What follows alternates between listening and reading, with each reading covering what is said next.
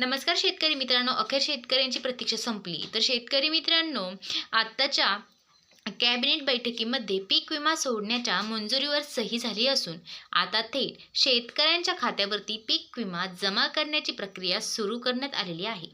तसेच आता सरकारच्या माध्यमातून पीक विमा लेट का सोडला याचं कारण सुद्धा सांगण्यात आलेलं आहे. आणि ते कारण म्हणजे अनेक शेतकऱ्यांची चुकीच्या मार्गाने 2022ला, 2023ला आणि 2024ला पीक विमा भरला होता आणि आता कृषी अधिकाऱ्यांच्या माध्यमातून त्यांच्या पीक विमा अर्जावर सही पण झालेली आहे. त्यामुळेच आता पीक विमा सोडण्यासाठी उशीर झालेला होता.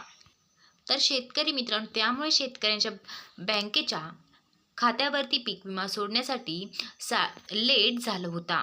परंतु आता सर्व शेतकऱ्यांच्या खात्यावरती पुढील 2 तासाच्या आतमध्ये पीक विमा या 10 जिल्ह्यांमध्ये सोडण्यासाठी मान्यता दिलेली आहे. आता किती पीक विमा तुम्हाला मिळणार, कोणत्या पीक विमा आज मिळणार आहे, 2022चा पीक विमा किती मंजूर करण्यात आलेला आहे, 2000चा किती आहे आणि 2024चा किती आहे. तर शेतकरी मित्रांनो, पीक विमा तुमच्या बँक खात्यावरती पुढील 2 तासांमध्ये येणार आहे. तसेच कोणत्या जिल्ह्याची यादी बँकेंना तातडीने कृषी विभागाने दिलेली आहे हे तुम्हाला लगेच या ठिकाणी आता समजणार आहे.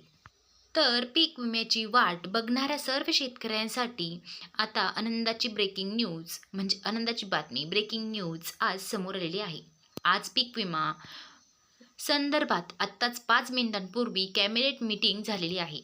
तर आता सरकारने घेतलेली आहे. या बैठकीमध्ये कृषी मंत्री दत्तात्रय भरणे, मुख्यमंत्री देवेंद्र फडणवीस, उपमुख्यमंत्री अजित पवार, एकनाथ शिंदे साहेब या कॅबिनेट बैठकीला उपस्थित होते. यामध्ये ज्या शेतकऱ्यांनी 2022ला, 2023ला आणि 2024 पीक विमा भरलेला आहे त्यांच्या खात्यावरती पुढील 2च तासांच्या आतमध्ये पीक विमा बँक खात्यामध्ये सोडण्यात येणार आहे.